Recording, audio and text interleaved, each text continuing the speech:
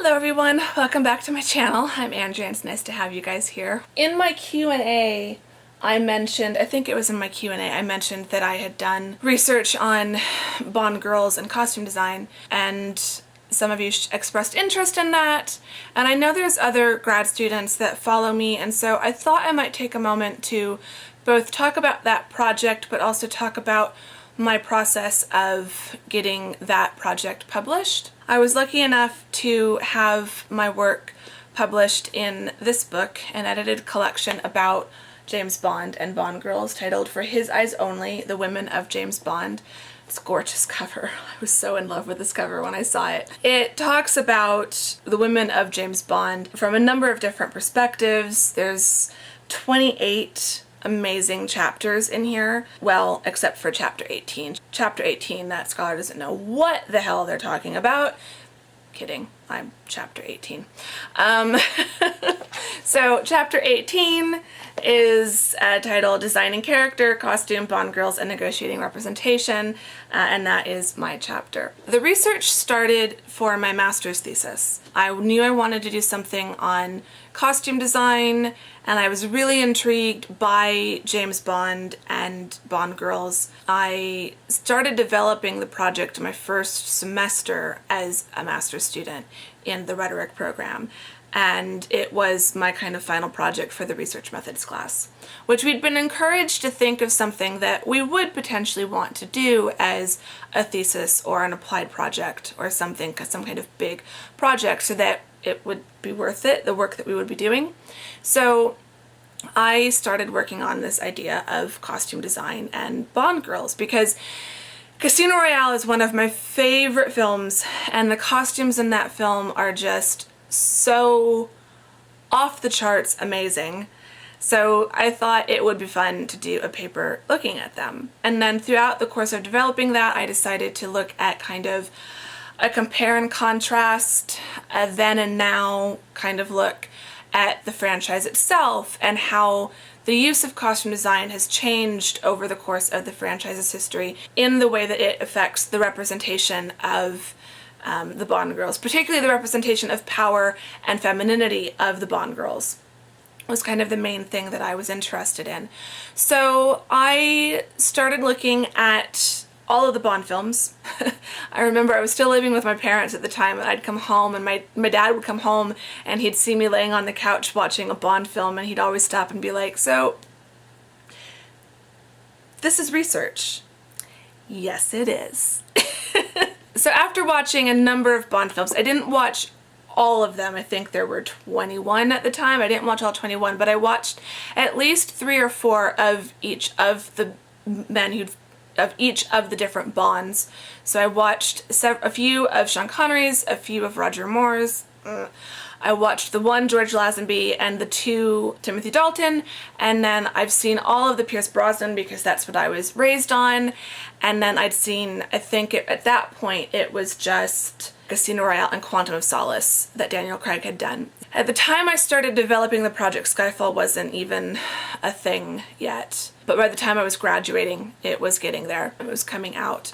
So, because I remember by the time I got to doing the thesis, having to decide if I would stick with Casino Royale or not. And I made the decision to stick with Casino Royale because it was still the first film of the new films, and Casino Royale itself is the first novel, and so there's a lot of importance in the story and the plot of that book. And then the other thing was I needed to choose films that I could get copies on DVD that would hopefully have some background documentaries and bonus features, and Skyfall was out in the theater at the time that I was writing, but I wouldn't have a DVD copy that I could watch and rewatch in time. So I stuck with my 2 films that I chose early on, which was Dr. No, which is the first Bond film to be done. Not the first book, but the first film, and then Casino Royale, because that was the new Bond era and also the first Bond novels, so I thought there'd be some interesting things there.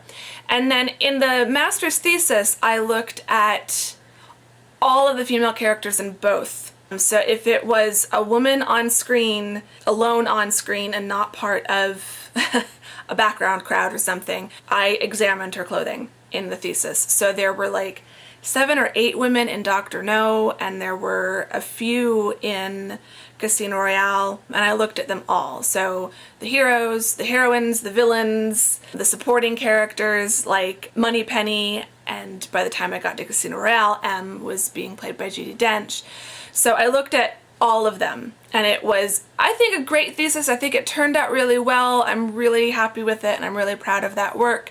But it was 16,000 words. So fast forward a bit, as I was graduating, I got an email from a professor of mine with a call for papers attached, a CFP. And the CFP was looking for work on Bond girls and James Bond. It was too perfect of a match to not at least try for it, even though I thought there is no way I'm going to get accepted.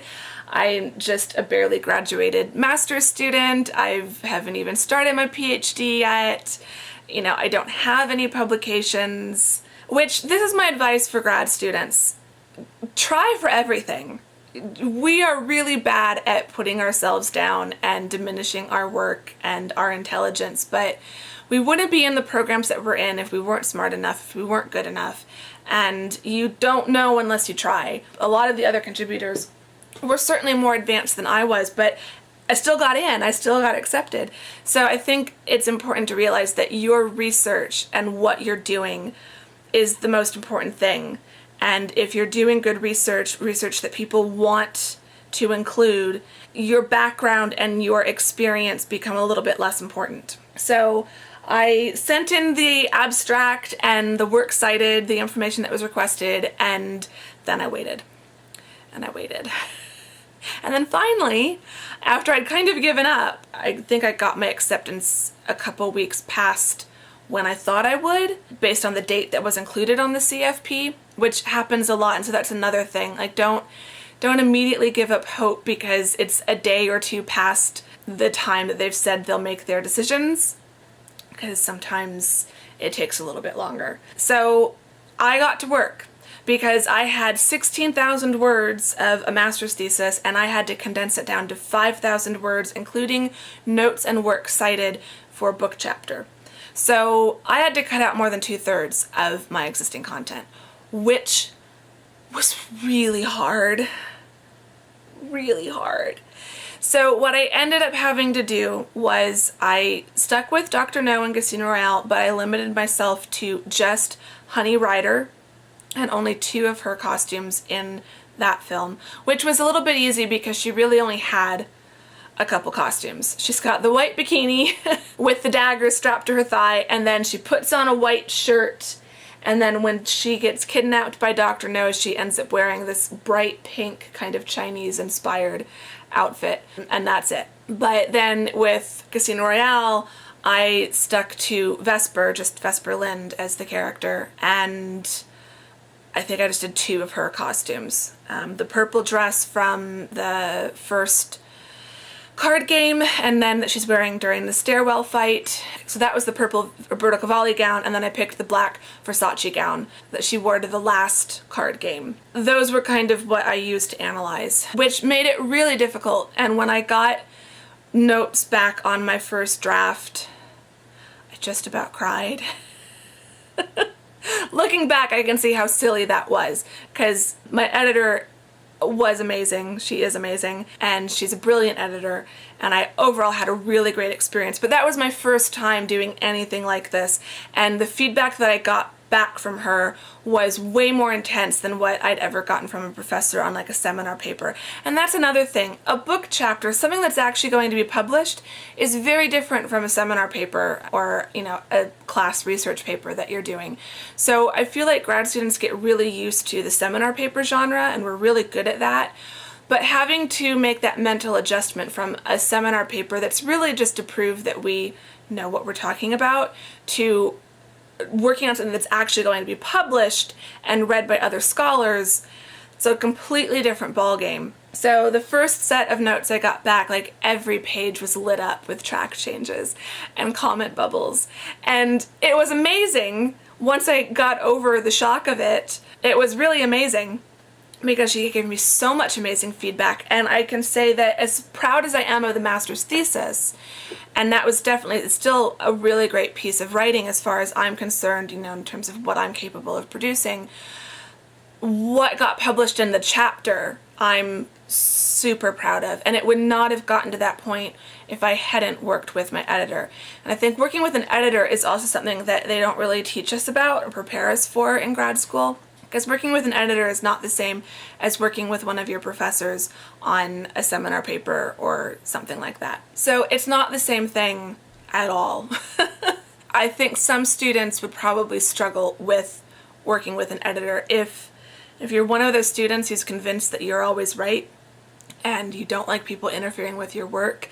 You really need to get over that. I'm one of those types who I know when to stick up for my work, but I also knew, especially with this project, that I'm still very much a junior scholar and was not super confident in my writing. So the fact that my editor went through so much trouble to really give me such detailed, incredible feedback that really helped me make the paper as strong as it was just an invaluable experience that I will keep with me forever. And definitely set the bar high as far as working with an editor. I'm not sure how, you know, I don't know if she's the norm for editors or if she's just a super nice, super wonderful editor compared to the others. I think you never know what you're going to get. But overall, I had such an amazing experience. And after that first round of revisions, she just was able to find all of the spots where, because the paper really had just fallen apart. In the process of taking out 2/3 of it, it just kind of fell apart. And she was able to help me put it back together.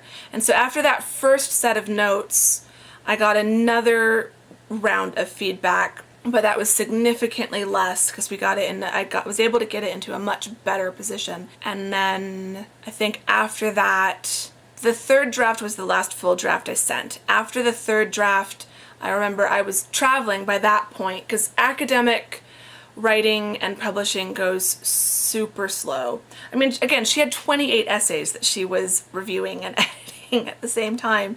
So I usually would have a month in between when she wanted the next draft from me, but then it could take a little while for hearing back from her. So by the time I got to the third draft, I was leaving for the summer. And I remember being in Prague, checking my email, sitting in my friend's apartment, and getting an email from my editor saying, everything looks good, there's just one sentence that she wanted to tweak, and she kind of highlighted it in yellow in the email. Do you approve of this change? I said, yeah.